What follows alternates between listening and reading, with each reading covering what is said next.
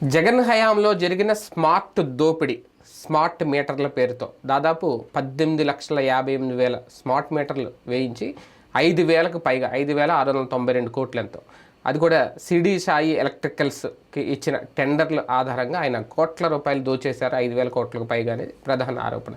అసలు స్మార్ట్ మీటర్లని వద్దన్నది ఎవరు? స్మార్ట్ మీటర్లు ఏర్పాటు చేస్తుంటే అడ్డుకున్నది ఎవరు?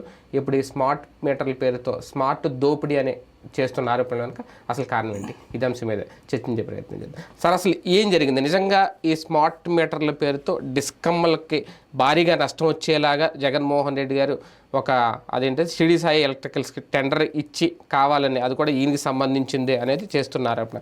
కావాలని జరిగింది ఇదంతా? ఇప్పుడు ఒక విధానం ఏదో చేయబోతున్నారు. ఇదేంటంటే చాప కింద నీరు లాంటి వ్యవహారం. ఏదో డెసిషన్ తీసుకునే ముందు దాన్ని కవర్ చేయడానికి ఒక కథ నడుపుతారు. అంటే ఎదురోని దొంగం చేసే ముందు, అంటే కుక్కను చంపాలనుకున్నప్పుడు పిచ్చి కుక్క అని ముద్రేసేటట్టు ఏదో కథ నడుస్తుంది. వాస్తవంగా స్మార్ట్ మీటర్లు ఉండకూడదన్నది తెలుగుదేశం ఫార్ములా. కానీ అలా ఆపడం వీళ్ళ చేతుల్లో లేదు. ఎందుకంటే ఆల్రెడీ మనం విధానపరంగా సెంట్రల్ గవర్నమెంట్కి సంతకం పెట్టి వచ్చాం.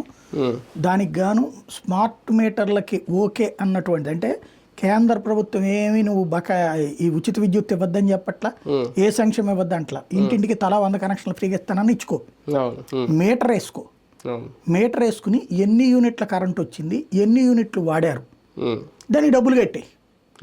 ఇప్పుడు ఏంటంటే ఇదివరకు వ్యాపారం అంతా మన లోకల్ వ్యాపారం, ఇప్పుడు కేంద్రంతో కూడిన వ్యాపారం. మన దగ్గర ఈజీగా అర్థమయ్యే భాష చెప్పాలంటే 1,00,000 యూనిట్ల కరెంటు వాడుతున్నాం. ఇందులో 60,000 యూనిట్లు మనం తయారు చేస్తుంటే 40,000 యూనిట్లు ఇతర రాష్ట్రాల నుంచి కేంద్రం కొని మనకిస్తోంది. ఆ కంపెనీలకి డబ్బులు మనమే కడతాం. కట్టాలి అంటే ఇదంతా కోఆర్డినేట్ చేస్తున్నది మన స్విగ్గీ టైపులో, జొమాటో టైపులో రెస్టారెంట్లకి కన్జ్యూమర్కి మధ్యన అనుసంధానం లాగా కేంద్రం పనిచేసి పెడుతోంది సరిగ్గా.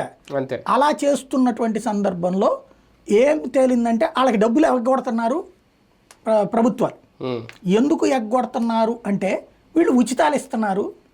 ఆ ఉచితాలకు అయ్యేటటువంటి ఉచిత విద్యుత్ డబ్బులు సబ్సిడీ అంటున్నారు. ఆ సబ్సిడీ ప్రభుత్వాలు భరించట్లా. ప్రభుత్వాలు భరించకుండా అలాగని చెప్పి అప్పుడు ఎవరు ఇవ్వాలి? మన మీద బిల్లులు వేసి బాతున్నారు. ఇప్పుడు 3:30కే మేము కరెంటు కొన్నాం అని ఒకడంటే 4:30కి వాడు కొన్నాడు, మేము 3:30కే కొన్నాం, లేదా 4:30 లోపే కరెంటు కొంటున్నాం అని చెప్తున్నాడు. మరి నాకు 5 రూపాయలకి నువ్వు 10 రూపాయలు తిని, 6 రూపాయలకి నువ్వు, కానీ నా దగ్గర ఎందుకు 10 వసూలు చేస్తున్నావు? నువ్వు నా దగ్గర 10 ఎందుకు వసూలు చేస్తున్నావు? అంటే ప్రభుత్వం నా దగ్గర 4 రూపాయలు లాభం తీసుకుంటుంది. అంటే లాభం కాదు ఇక్కడ. ఇందులో ప్రభుత్వం చేస్తున్న పని ఏంటి? ఆ ఉచిత విద్యుత్తును మన మీద బాదుతోంది. వాళ్ళు ఇచ్చే ఫ్రీకి మన దగ్గర నుంచి తీసుకుంటుంది. పోనీ అదైనా అక్కడ తాగుతుందా? ఉచిత విద్యుత్ ఉచితంగా ఎవరికి అవసరమో వాళ్ళకిస్తే తప్పులే. రైతులకి ఒక పొలానికి 4 ఎకరాల పొలం ఉన్నటువంటి ఒక రైతుకి ఉచిత కరెంట్ ఇచ్చారు. ఓ మీటర్ వేసి ఇది వేసారు మోటార్. ఆ పొలానికే కదా నీళ్లు వాడాల్సింది. ఏడాది పొడుగున ఎందుకు కరెంట్ కాలుతుంది నాకు అర్థం కావట్లే. పొలంలో నీళ్ళు ఎప్పుడు వాడతాం? పంట వేసినప్పుడు. ఎండాకాలంలో కూడా వాటిట్లో నీళ్ళు ఎందుకు వాడతారు? ఎందుకు వాడుతుంది ఆ కరెంటు? ఎండాకాలం కూడా కరెంటు వాడినట్టు కనబడుతుంది. ఏడాదిలో ఒక పంట అంటే 5 సార్లు వాటర్ కావాలి అనుకుందాం. మామూలుగా అయితే 3 సార్లు ఏమనుకో, కానీ 5 సార్లు అనుకుందాం సరిగ్గా అయితే. పోనీ 10 సార్లు అనుకున్నావు. ఒక పంట ఎన్నాళ్ళు? మీరు పొలం చూసిన వాళ్ళు 4 నుంచి 6 నెలలు పంట అనుకో. 4 నుంచి 6 నెలల్లో 10 సార్లు వేయాల్సిన మోటారు 6 నెలలు వాడుతూనే ఎందుకున్నారు? ఇది అసలు లాజిక్. అసలు లాజిక్ అది. అక్కడ కరెంటుని మిస్యూజ్ చేస్తున్నారు. దానివల్ల ఏమవుతున్నది? నిజంగా నువ్వు ఉచితంగా ఇచ్చి అంతవరకు వాడితే ఇంత భారం పడదు. ప్రభుత్వాలకి, రాష్ట్ర ప్రభుత్వాలకి జవాబుదారీతనం లేదు. ఎందుకని? ఆ రైతు మిస్యూజ్ చేస్తున్నాడని తెలిసిన వాడు పొలిటికల్ అఫిలియేషన్ అయ్యి ఉంటాడు, లేదా వాడి దాపితే కనుక మిగతా రైతులు. ఇక్కడ దానివల్ల ఏమవుతున్నదంటే, ఫర్ ఎగ్జాంపుల్ నేను మొన్న ఈ మధ్యన ఒక మామిడి తోట దగ్గర చూసా. ఆ మామిడి తోట పక్కన అతను అమ్మకానికి పెట్టి ఏమంటాడంటే, ఆ పక్కన రైతుగా అతనికి ఉచిత కరెంటేనండి, మనం ఒక 2,000 రూపాయలు ఇస్తే మనకి నీళ్ళు పడతాడు అంటాడు. అంటే అర్థం ఏంటి? అతనికి ఒక్క మోటార్ అతను ఇక్కడ ఎన్ని పొలాలకు ఇస్తాడంటే దగ్గరగా 500-600 ఎకరాలకి ఇస్తాడండి.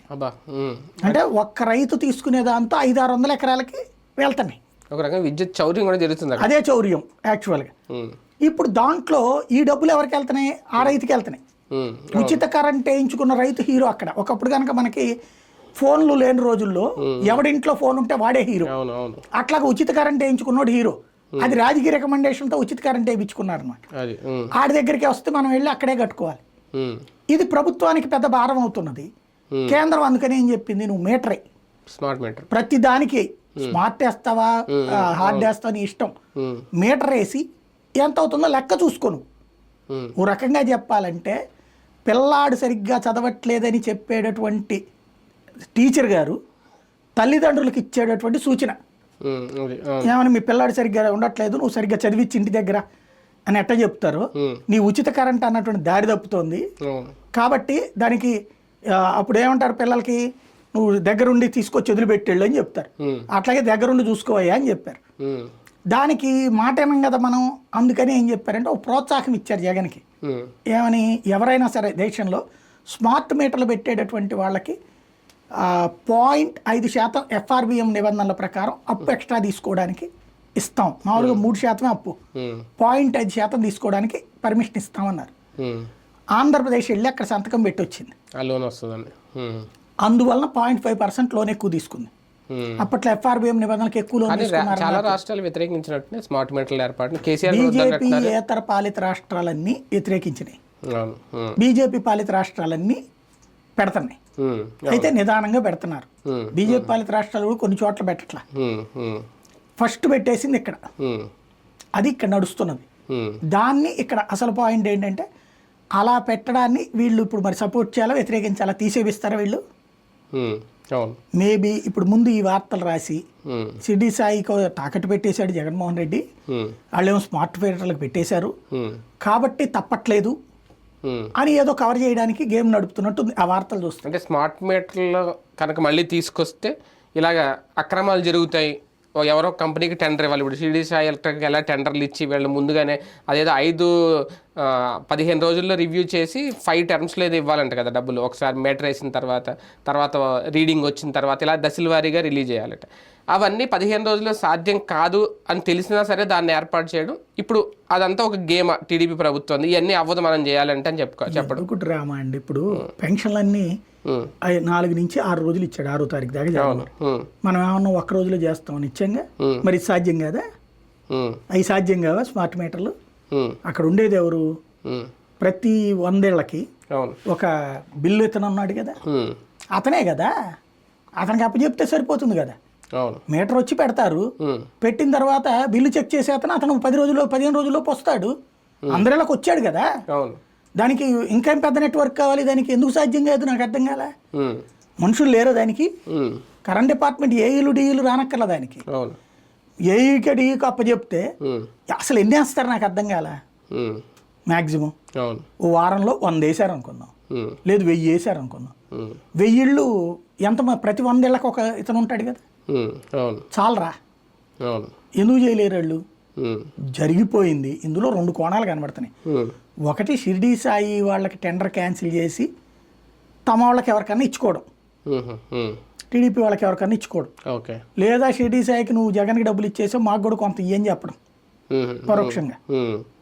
మూడవది, రేపు పొద్దున ఎట్లాగో స్మార్ట్ మీటర్ల కంటిన్యూటీ తప్పదు, అది ఇదిగో జగన్ ఈ దుర్మార్గం చేయడం వల్ల జరిగింది, ఆ షిరిడీ సాయికి దోచిపెట్టేశాడు జగన్, తాకట్టు పెట్టేశాడు మిమ్మల్ని అందరినీ, తప్పట్లేదు మాకు అది అని చెప్పి కవర్ చేస్తూ స్మార్ట్ మీటర్లు కొనసాగించడం. ఈ మూడిట్లో ఏదో ఒక కోణంలో రాసినట్టే కనబడుతుంది. అది కేంద్రం దగ్గరికి కూడా ఈ విషయంలో మెప్పు పొందాలనుకుంటుందా తెలుగుదేశం పార్టీ ప్రభుత్వం? ఒకప్పుడు వ్యతిరేకించిన టీడీపీ ఇప్పుడు ఎన్డీఏలో ఉంది కాబట్టి ఇప్పుడు మేము వద్దు అని చెప్పలేరు, మేము వెయ్యమని చెప్పలేరు. ఒక రకంగా 18 లక్షల మీటర్లు అంటే తక్కువ, ఇంకా చాలా వేయాల్సి ఉంటుంది పొలాలకు వేసినా సరే. ఇప్పుడు ఈ ప్రభుత్వం కంటిన్యూ చేస్తుందా, ఈ వంకతో ఆపేయాలనుకుంటుందా? అదే చూడాలి. అంటే స్మార్ట్ మీటర్లు అయితే అన్నిటికీ వేయాల్సిందే, అన్నిటికీ. వెయ్యకపోతే కనుక రేపు పొద్దున సెంట్రల్ గవర్నమెంట్కే ఆడిటింగ్లో అడుగుతుంది, భవిష్యత్తులో సమస్య వస్తుంది. Very simple. అక్కడ వేయకపోతే లాస్ అయ్యేది రాష్ట్ర ప్రభుత్వమే. ఇప్పుడు దానివల్ల ఏమవుతుంది, ఇప్పుడు కరెంట్ ఎంత అనేది తేలకపోతే ఇప్పుడు దీని మీద ఆడిట్ నిర్వహించాలనుకుంటుంది కేంద్ర ప్రభుత్వ నిర్ణయంతో ఓన్లీ రాష్ట్ర ప్రభుత్వం రాష్ట్రందే ఆడిట్, కేంద్రం ఎందుకు చేద్ది? కేంద్రానికి కనుక కేంద్ర ప్రభుత్వం ఆదేశాలతో చేయాలనుకుంటుంది, వీళ్ళు ఇండివిజువలే చెప్తున్నారుగా. ఆడిట్ ఏముందండి, నా బొంద ప్రతిసారి కాకి పడేసేది ఆడిట్ కదా, ఏముంటది అందులో ఆడిట్ తేల్చేది? లెక్కలు ఎంత బయటికి రావు, ఏముంటాయి అంట అందులో. నాకు తెలియక అడుగుతాను. ఇప్పుడు కరెంటు బిల్లు వాడు తీసుకొస్తాడు, దానికి జిఎస్టీ కడతాడు, వాడు ఏడ కొన్నాడు వాడికి జిఎస్టీ కడతాడు. ఇందులో ఇంకేముంటది? అయితే గీతే మంచి కంపెనీ కాదు చెడు కంపెనీ ఎవడు సర్టిఫై చేస్తాడు? అప్పుడు ఈ దేశంలో కంపెనీ ఎందుకు ఉంది? ఇప్పుడు కింగ్ ఫిషర్ బ్రాండ్ మంచిదే కాదా? అడిగి పర్మిషన్ ఎవడిచ్చాడు? గవర్నమెంటే కదా.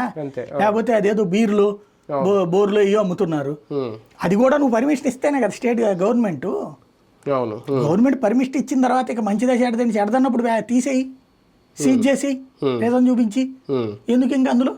అవును, స్మార్ట్ మీటర్ పేరుతో ఒక కుంభకోణంగా చూపించాలనుకుంటుందా? ఇది ఏమన్నా రేపు పొద్దున్న నిజంగా ఆడిట్ జరిగి ఏమన్నా లెక్కలు తేలితే? అది జగన్ హయాంలో లోపల జరుగుతున్న దానికి తెర వెనక, అంటే మీకు ఇంతకుముందు కూడా నేను చెప్పా, తెలుగుదేశం ఏదైనా చెయ్యాలనుకున్నప్పుడు ముందు మనల్ని సైకలాజికల్గా ప్రిపేర్ చేస్తాయి. మద్య నిషేధం అప్పుడు ఎట్లా ప్రిపేర్ చేసిందో అట్లా ప్రిపేర్ చేస్తున్నారు ఇప్పుడు మనల్ని. సంథింగ్ ఏదో డెసిషన్ తీసుకోబోతున్నారు. ఇప్పుడు సచివాలయాలు దానికి ఎట్లా చేశారు ప్రిపరేషను? ఫస్ట్ లేదు తీసేస్తున్నాం అని ముందు చెప్పి అది ప్రాబ్లం వస్తాను నాకు. అంటే అప్పుడు అంటే నేను ఎందుకు అడుగుతున్నాను అంటే, ఇప్పుడు ఇది 5,692 కోట్ల రూపాయలు కుంభకోణం జరిగింది షిరిడి సాయి ఎలక్ట్రికల్కి ఇచ్చి అనేది వీళ్ళు చెప్తున్నమాట. అది కుంభకోణం కాకపోయినా ఎంత ఇచ్చారు టెండర్లు కానీ. ఇంతకుముందు స్కిల్ డెవలప్మెంట్ కేసు వ్యవహారంలో కూడా ఇలాగే కదా, ఇన్ని వేల కోట్ల రూపాయలు తినేశారు అని అప్పుడు చెప్పింది జగన్ హయాంలో ప్రభుత్వం.